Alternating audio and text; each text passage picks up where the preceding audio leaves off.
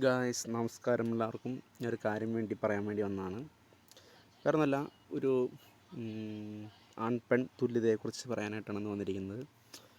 ഇപ്പോൾ ഒരു പെൺകുട്ടി ഒരു 10-21 വയസ്സ് വരെ പഠിച്ച് പിന്നെ അവൾക്ക് പഠിക്കാൻ കഴിവില്ലെങ്കിൽ അല്ലെങ്കിൽ പഠിക്കാൻ മോശമാണെങ്കിൽ വീട്ടുകാർ അവളെ കെട്ടിച്ചു വിടും.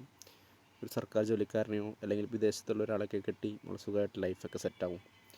പക്ഷേ നമ്മുടെ ബോയ്സിൻ്റെ കാര്യം അങ്ങനെയല്ല. നമ്മൾ 21 വയസ്സ് പഠിച്ച് പിന്നെ നമുക്ക് പഠിക്കാനായിട്ട് കഴിവില്ലെങ്കിൽ വീട്ടുകാരൊരിക്കലും നമ്മളെ കെട്ടിച്ചു വിടാറില്ല. ഇതിലെവിടെയാണ് തുല്യത ഉള്ളത്? അതുമാത്രമല്ല, വീട്ടിൽ പുച്ഛം, നാട്ടിൽ പുച്ഛം, എല്ലായിടത്തും പുച്ഛം. ഇവിടെ സ്ത്രീക്കും പുരുഷനും തുല്യത വേണമെന്ന് ഓരോരുത്തരിങ്ങനെ വാതോരാതെ പ്രസംഗിക്കുന്നുണ്ട്. എന്നിട്ടും നമ്മളെന്തുകൊണ്ട് 21 വയസ്സായിട്ട് ജോലിയില്ലെങ്കിൽ ഒരു പെൺകുട്ടി കെട്ടാൻ തയ്യാറാവാത്തത്? ഒരു സർക്കാർ ജോലിക്കാരി എന്താ നമ്മളെ കെട്ടാത്തത്? ഒരു വിദേശത്തുള്ള ജോലിക്കാരും നമ്മളെ കെട്ടാത്തത്?